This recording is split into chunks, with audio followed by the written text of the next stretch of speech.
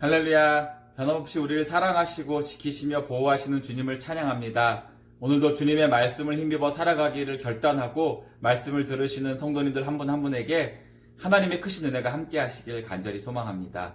오늘 함께 나눌 말씀의 본문은 예레미야 38장 14절부터 28절까지의 말씀입니다. 본문의 내용을 들어가기에 앞서서 37장과 38장 전반부의 내용을 먼저 좀 살펴보겠습니다. 많은 분들이 성실히 주말에도 말씀 묵상을 잘 하셨겠지만 혹시 바쁘셔서 주말과 또 어제 큐티를 못 하신 분들도 계실 거라 생각이 되는데요. 그래서 오늘 본문의 앞부분인 37장과 38장 전반부의 내용을 좀 먼저 간단히 살펴보고 오늘 본문으로 들어가는 것이 말씀을 나누는 데 도움이 될 것 같습니다. 37장은 바벨론 왕 느부갓네살이 시드기야를 유다의 왕으로 세웠다는 말씀으로 시작합니다. 시드기야는 유다의 마지막 왕이죠. 원래 이름은 마따니아인데요.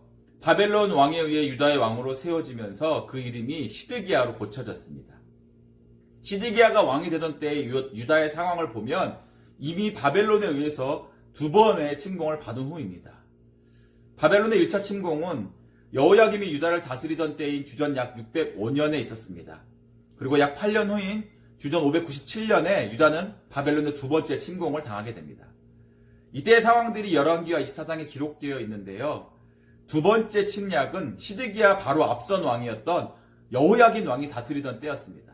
물론 여호야긴 왕은 불과 3달밖에 왕의 자리에 있지 않았는데요. 바벨론의 2차 침공 때 바벨론으로 끌려갔습니다. 그리고 나서 바벨론이 유다의 왕으로 시드기야를 세운 것이죠. 바벨론의 2차 침공 때 열왕기와 24장을 보면 솔로몬이 만든 성전 기물들을 가져갔고 백성과 지도자, 용사들을 합쳐서 10,000명을 잡아갔다고 기록하고 있습니다. 거기다 장인들, 기술자들, 대장장이들을 잡아갔다고 했습니다. 그래서 열왕기와 24장 14절을 보면 시드기야가 왕이 되던 때의 유다의 상황을 이렇게 전하고 있습니다. 비천한 자 외에는 그 땅에 남은 자가 없었더라. 비천한 자는 경제적으로 가난한 사람, 또 사회적으로는 낮은 계층민, 힘이 없는 천민령을 일컫는 것입니다. 두 번의 침공을 당한 유다의 상황이 그러했다는 것이죠. 유다는 실상 나라의 형태만 갖추었지 제대로 된 나라라고 볼 수 없는 지경에 이르게 되었습니다. 시드기야 왕은 21세의 왕이 되었는데요. 바벨론의 침공 시기를 따져보면 그가 약 12, 13세쯤에 처음 바벨론의 침공을 경험했고요. 20세쯤 되어서 다시 한번 바벨론 침공의 역사를 직접 겪게 되었던 것입니다. 이렇게 시드기야가 왕이 되었을 때에 유다 나라의 영적 상태를 예레미야 37장 2절에서는 이렇게 설명합니다. 여기서 그는 시드기야를 말하는데요. 그와 그의 신하와 그의 땅 백성이 여호와께서 선지자 예레미야에게 하신 말씀을 듣지 아니하니라.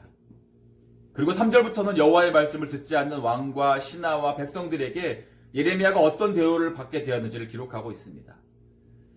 37장을 보면 예레미야는 유다가 반드시 바벨론 손에 멸망할 것이라고 예언했습니다.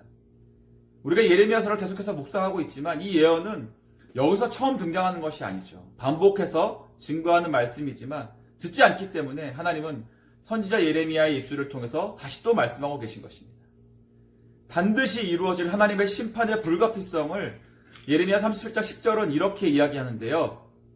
만약 바벨론 군대 중에서 너희와 싸워 부상자만 남게 될지라도 그 바벨론 군대의 부상자들이 예루살렘 성을 불살라버릴 것이다. 이렇게 말했습니다.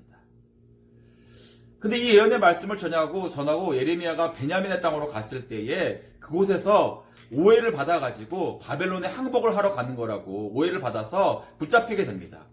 고관들에게 끌려가서 매를 맞고 갇히게 되었죠. 뚜껑 씌운 웅덩이에도 갇혔습니다. 그때 시드기야 왕이 사람을 보내서 예레미야를 웅덩이에서 끌어내고 비밀이 예레미야에게 하나님의 말씀을 다시 묻습니다. 이때 예레미야는 하나님의 말씀을 다시 전하고 시드기야에게 도움을 요청하게 됐죠. 시드기야 왕은 자신의 왕권으로 사실 예레미야 선지자를 풀어줄 수도 있었지만 백성들의 눈치를 보느라 예레미야를 감옥들에 머물도록 하는데 그치고 맙니다. 그리고 38장으로 넘어와서 예레미야는 자신이 전한 하나님의 예언의 말씀으로 인해서 다시 유다의 고관들에게 고초를 당합니다. 예레미야가 전한 예언이 백성의 사기를 떨어뜨린다는 것이 그 이유였죠. 진흙투성이의 웅덩이에 갇혔다가 왕궁 내시의 간청으로 간신히 목숨을 건진 내용이 38장 전반부의 내용입니다. 그리고 오늘 본문을 보니까 시드기야 왕이 사람을 보내서 예레미야 선지자를 데리고 와서는 또 다시 묻습니다. 듣지도 아니할 말씀을 그래서 다시 전하는 예레미야의 모습을 오늘 본문을 통해서 보게 되는 겁니다. 말씀을 묵상하면서 와, 이 정도가 되면 화가 나는 정도가 아니라 정말 뚜껑이 열릴 것 같다는 생각이 들었습니다.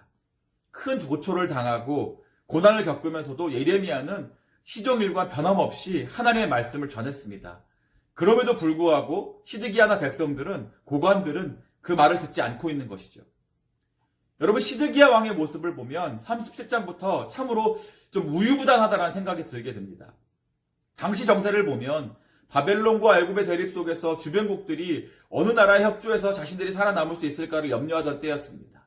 예레미야는 바벨론에 항복하는 것이 사는 길이라고 알려주었지만 시드기야 주변의 고관들, 관료들은 애굽에 협조해야 나라가 잘 될 것이라고 주장하면서 압박을 가했습니다. 이때 예레미야가 고관들과 다른 말씀을 전하니까 자마다 고초를 겪게 하는 것이죠. 시드기야는 예레미야가 그런 고초까지 겪어야 할 만큼 큰 잘못이 없다는 것을 잘 알고 있으면서도 주변 관료들의 눈치를 보면서 예레미야를 제대로 구해주지 못합니다.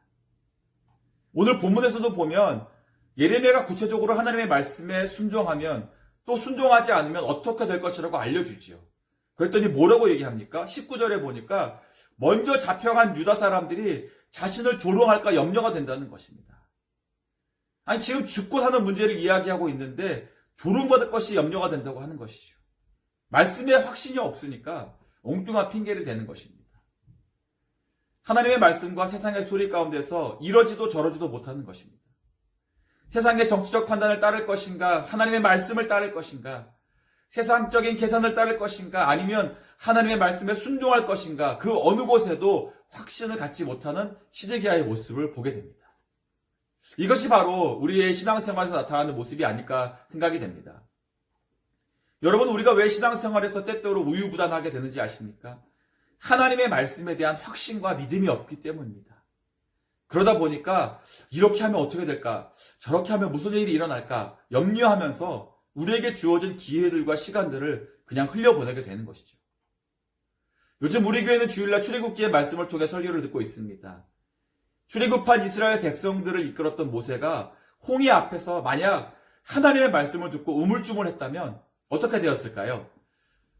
백성들을 향해 앞으로 나아가게 하고 너는 손을 내밀어 그것이 갈라지게 하라. 이것이 출애굽기 14장 15절 16절에 나온 하나님의 명령의 말씀이었습니다. 그런데 생각해보면 홍해가 갈라지는 게 먼저 아니었을까요? 뭐 갈 길이 보여야지 백성들로 하여금 그리로 가라고 할 거 아닙니까? 그런데 하나님의 명령은 백성들로 하여금 앞으로 나아가게 하라고 먼저 말씀하시죠. 아직 갈라지지도 않은 홍해를 향해서 말입니다. 만약에 우리가 모세 때문에 여기서 다 죽게 생겼네라고 불평하는 이스라엘 백성들의 그 원망의 말에 모세가 흔들렸다면 진짜 그들의 말처럼 홍해 앞에서 이스라엘 백성들은 다 죽었을지도 모릅니다. 그러나 그 순간에 모세는 자신의 이해로는 도저히 납득할 수 없는 일이 일어날 수 있음을 믿고 순종했기에 이스라엘 백성들을 출애굽시키는 임무를 완수할 수 있었던 것이죠. 주님이 말씀하셨으면 반드시 그렇게 되리라는 믿음이 있는 사람들은 주저하지 않습니다. 그 일을 이루시는 분은 우리 자신이 아니라 주님이시기 때문이죠. 예레미야는 시드기야에게 바벨론 왕의 고관들에게 항복하며 살 것이다라고 말했습니다. 왕이 다른 나라의 고관들에게 무릎을 꿇는 것은 아주 수치스러운 일입니다. 그러나 그것이 살 길이라고 하나님께서 말씀하시면 그렇게 하는 것이 맞는 것이고 옳은 것입니다. 전에 어떤 분이 설교에서 이런 표현을 하셨던 것이 생각이 납니다. 항복하면 행복해진다. 요점은 무엇이냐면 하나님께 항복하면 우리의 인생에 행복이 온다는 것입니다. 세상 이치, 세상 셈법을 따져가면서 스스로 지혜 있다고 여기면서 버팅기면서 살아가지 말고 하나님께 항복하면, 하나님께 순종하고 복종하면 결국 우리의 삶이 행복해질 것이라는 것이 그 말씀의 요점이었습니다. 하나님의 말씀에 순종하는 것이 우리에게 손해를 가져올 수도 있고 수치와 아픔을 주는 것이 될 수도 있지만 그것이 하나님의 명령이고 말씀이라면 바로 그렇게 하는 것이 우리가 살 길임을 기억하시기 바랍니다. 오늘 본문에서 시드기야 왕이 예레미야에게 묻는 것이 세 번째입니다. 왜 묻고 또 물었을까요? 저희 아이들이 제게 똑같은 질문을 반복할 때가 있습니다. 자신들이 듣고 싶은 답을 얻기 원할 때죠. 초콜릿이나 사탕을 이미 먹었는데 또 먹고 싶으면 제게 와서 묻습니다. 제가 안 된다고 하면 또 묻지요. 그리고 안 된다고 또 하면 다시 다른 말로 돌려서 저희가 또 묻습니다. 원하는 답을 듣고 싶은 것이죠. 지금 시드기야는 뭔가 자신의 입맛에 맞는 말을 예레미야가 해줬으면 하는 미련이 있었던 것 같습니다. 그러니까 이미 들은 대답을 반복해서 들었음에도 또 묻는 것이죠. 이미 자신이 답을 정해놓고는 그 답이 아니면 난 안 들을 거야 라는 작정을 한 것처럼 묻는 것과 다른 것이 없는 것입니다. 우리는 때로 기도 가운데 자신이 듣기 원하는 하나님의 응답이 올 때까지 기도하는 경우가 있습니다.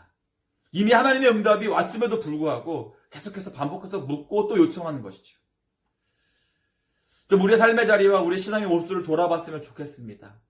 내가 듣기 원하는 답을 하나님께로 듣기를 원하는 건지, 정말 하나님의 말씀을 내가 듣기 원하는 것인지, 내가 듣기 원하는 말씀을 듣는 것이 은혜가 아니라 내가 들을 수 없는 말씀이 내 안에서 깨닫게 되어지는 것이 은혜입니다.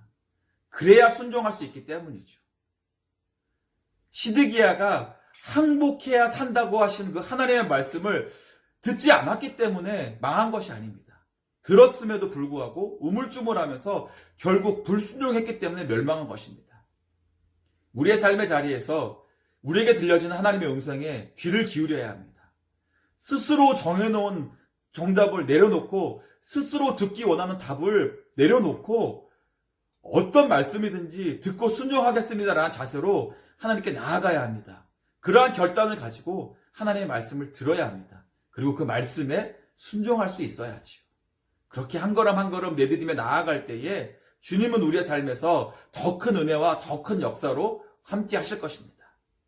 오늘 하루 말씀의 능력과 은혜 안에서 승리하시는 우리 모두가 되시기를 주님의 이름으로 간절히 축복합니다.